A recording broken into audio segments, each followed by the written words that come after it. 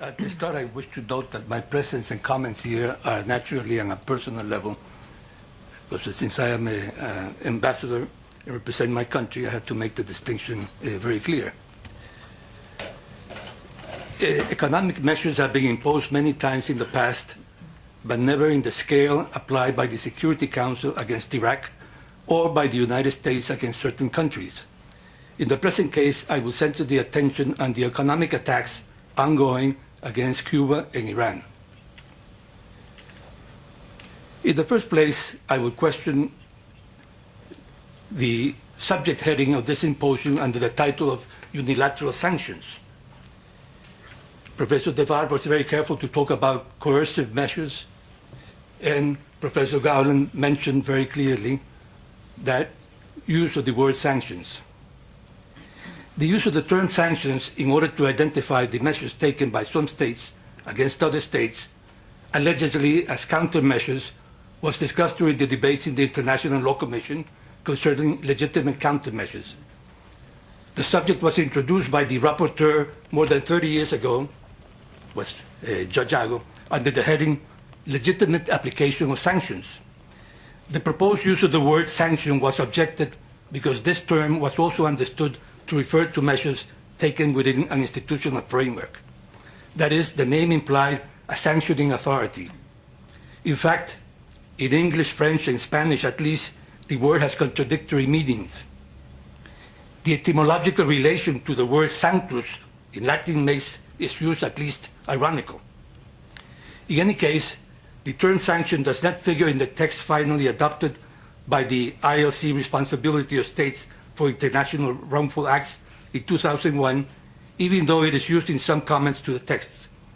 The UN Charter does not use it. On the other hand, the use of the adjective unilateral to modify the word sanctions is also inexact. We are dealing with massive and comprehensive measures that might be imposed unilaterally, that is, by one state, but are enforced globally by that state. The extraterritorial application of economic measures dictated by the legislation of one state, and in that respect dictated unilaterally, are being enforced globally, in particular by the United States. The extraterritorial implementation of what amounts to a blockade is manifest in the Torricelli and Helms-Burton Acts. Through these laws, the United States pursues foreign companies with any type of interest in the United States that do business with the listed countries. For example, the Dutch bank ING last year was forced to pay $619 million after being accused of carrying out business with those states presently in the index of a modern version of the Inquisition. The director of the Foreign Assets Control of the United States expresses delight at this sanction of ING, and I quote, says, "Today's historic settlement should serve as a clear warning to anyone who will consider profiting by evading U.S. sanctions," end of quote. The resolution of the United Nations General Assembly last November, titled Necessity of Ending the Economic, Commercial, and Financial Embargo imposed by the United States against Cuba, was approved by the 193-nation Assembly with 188 votes for, 3 against, and 2 abstentions. It particularly called attention to the extraterritorial effects of the embargo, and I quote, that the Assembly was concerned that the continued promulgation and application by member states of laws and regulations such as that promulgated on 12 March 1996, known as the Helms-Burton Act, the extraterritorial effects of which affect the sovereignty of other states, the legitimate interests of entities or persons under their jurisdiction, and the freedom of trade and navigation. End of cite. The effect of these drastic economic measures is as devastating as any of the strictest blockade imposed in the past. In the recent case of Iraq, extreme sanctions were imposed, not at the whim of one state based on unproven statements, but because of an armed attack and the subsequent occupation of another country. And these measures were dictated by the world's authority on the maintenance of peace, the Security Council. The human damage caused by those measures has been amply documented and have been criticized almost universally outside of certain Western states. Professor Mary Ellen O'Connell points out, I quote, that claims have been made that the sanctions on Iraq violate the prohibition on genocide and that the Security Council as an organization has committed the gravest offense known to humanity. End of quote. She also points out, not to create confusion, that this statement does not take fully into consideration the fact that genocide, as well as other violations of human rights, requires an intention to commit the violation. In that respect, the reference that follow below leave no doubt as to the intention of the economic measures presently being applied outside the auspices of the Security Council or any universal authority.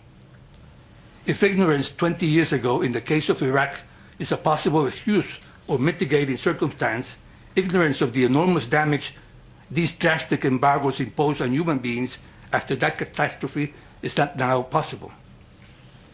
A clear example of this is the longest lasting embargo in force. That is the embargo imposed on Cuba by the United States for over more than 50 years. The aim of the embargo against Cuba and of the more recent comprehensive embargo against Iran has always been made clear by the state imposing it. During the discussions in the General Assembly on the question of the Cuban embargo, the Cuban Foreign Minister recalled a statement by the Undersecretary of the State of the United States in 1960, when the embargo was very recent, and he said that the object of the embargo was to bring about hunger, desperation, and overthrow of government. That was the clear meaning. Yes, it was the height of the Cold War. But if we keep track of what is now being openly discussed in the Congress of the United States and the question of measures against what are considered enemy states, we find that the language and intention is basically the same. During the second session of the Committee on Foreign Affairs of the House of Representatives on 17 May of last year, the subject of sanctions imposed on Iran was under discussion. Congressman Dutch stated that in the last 3 years, the U.S. has gone from having essentially no impactful sanctions policy to the most robust targeted Iran sanctions program in the world. His colleague, Mr. Dubowitz, made clear that the goal is regime change in Iran. As can be clearly appreciated in the voting record on the question of the embargo against Cuba in the General Assembly, apart from the state imposing measures, the rest of the world is basically against it. The point, though, is that a resolution on the General Assembly reflects a political will of the international community, and it is not universally accepted as defining a legal situation. In that respect, it is probably true that some of those who oppose this specific embargo might do so for political and humanitarian reasons and not based on any legal understanding. For this reason, it is convenient to end quibbling on whether embargoes strictly imposed on the target state and enforced as against the rest of the world by a superpower able to do so is lawful under international law. My first suggestion is that in order to translate into law what the international community has been saying for decades about the embargo on Cuba, it would be a great step forward if the General Assembly requested an advisory opinion from the International Court of Justice on this point. That is, that it would ask the court whether economic sanctions of such a nature as to risk the life, health, and even food of a population is valid under international law. At this point, I must recall that Ms. Lester mentioned that in the case of Nicaragua, which will be discussed briefly ahead, the court had decided that the embargo against Nicaragua, or the economic sanctions, did not violate customary international law. We must recall first that due to the jurisdictional restrictions of the United States optional clause, the Charter of the United States was not under discussion. Secondly, we were discussing, in that case, specifically armed actions, basically. It wasn't a question of the embargo only. The question of the embargo in Nicaragua dealt with exclusively under a treaty of friendship, commerce, and navigation. And that's how it was decided by the court. The court has never been faced with the type of situation created in Iraq and now trying to be created or recreated in Iran, which has been subjected by Cuba or against Cuba during 50 years. That has never been before the International Court. The embargo of Nicaragua was a effectively unilateral sanction by the United States. Nicaragua could buy and receive equipment from any part in the world, from any company. It was a different situation. It was the focus was completely different. So that question has not been before the court in its entirety. Now, that is the reason why I suggest an advisory opinion. It is true that these opinions are not binding, but they are not easily ignored. I will not elaborate on what I think might be the exact question posed to the court, because this is a question of discussion, of negotiations, and of many other things. But my second suggestion is based on my experience as agent in the case of Nicaragua against the United States that was decided by the International Court in '86. The situation, as I just stated, of Nicaragua in the 1980s is not a replica of the situation of the present-day targeted countries. The Nicaragua case involved not only an embargo, but also military and paramilitary activities in and against it. Although these activities were referred to as covered or hidden, they were in fact public, including the mining of the Nicaraguan ports. The ample jurisdiction and the basis of the optional clause invoked by Nicaragua to bring the case before the court is not presently available to Cuba or Iran. This being said, it must recall that Nicaragua also invoked as a basis of the jurisdiction of the court a treaty of friendship, commerce, and navigation dating from 1956. This treaty is basically identical to the Treaty of Amity, Economic Relations, and Consular Rights between the United States and Iran of 1955. Article 24, Paragraph 2 of the Nicaraguan Treaty is identically worded to Article 21, Paragraph 2 of the Iranian Treaty. It says, any dispute between the high contracting parties as to interpretation or application of the present treaty not satisfactorily adjusted by diplomacy shall be submitted to the International Court of Justice. Now, this is on the procedural basis. On the substantive part of the case, Nicaragua claimed that the embargo decreed against it by the United States was a violation of Article 19 of the 1956 treaty, which also reads like Article 10 of the Iranian Treaty of 1955. The facts were as follows. It sounds incredible. I had transcribed it literally. I don't know if I have time to be reading some of this material, but just to give you a brief taste. In May 1985, the President of the United States imposed a general embargo on the United States. The embargo now we're discussing, as I mentioned before, is an embargo affecting the whole world, the global community in this globalized economy. This was imposed a general embargo on the United States.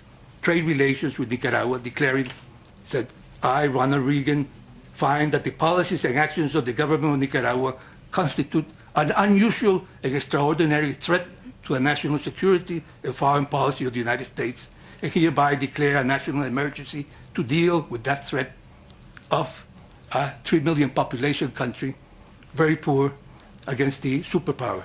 Anyway, that's what began, and that was what justified the embargo. It sounds very much like what is happening in Iran, doesn't it? Yes.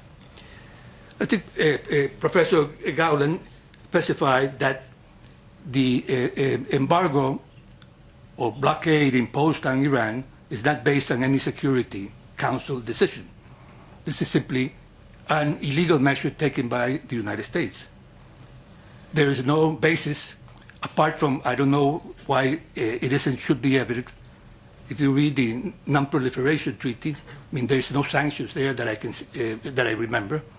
So even on that basis, even if it were really addressed on that basis for the nuclear proliferation, there are no sanctions in that treaty. And apart from that, as you heard from me, from other speakers, the United States is very clearly addressing these sanctions because it wants a change in the government of Iran. It's a different matter. Well, in the case of Nicaragua, on the basis of the embargo only, on the question of the economic sanctions, and based on the FCN Treaty and the Treaty of Friendship, Commerce, and Navigation, the court was very decisive and condemned the United States to cease it declared was a violation of that treaty. As I said, it reads exactly like the Treaty of Amity between Iran and the United States. Yes. Even at one point, by 14 votes to 1, the U.S. judge, of course, opposing, the court decided that the United States is under an obligation to make reparation to the Republic of Nicaragua for all injury caused by the breaches of the Treaty of Friendship, etc. I have taxed your patience with some quotes from a case that is probably well known to most of you. My aim has been to emphasize the similarities of the situation created by the embargo of the United States against Nicaragua with the so-called economic sanctions presently being applied to Iran, and the similarities of the jurisdictional basis on which the court found in favor of Nicaragua. It is possible that this suggestion of obtaining a judicial decision by invoking a bilateral treaty may also, in the end, result as unheeded by the defendant state, and thus be as unenforceable as any advisory opinion of the court. This is what the United States did in the Nicaragua case. And yet that case is being discussed to this day and is studied by professors of international law with the students all over the world. A French jurist once commented on what could be done if a superpower did not comply with international law and international organizations. His response was that the only thing left to do was the mobilization of shame. A judgment of the International Court would certainly help bring that about. Thank you.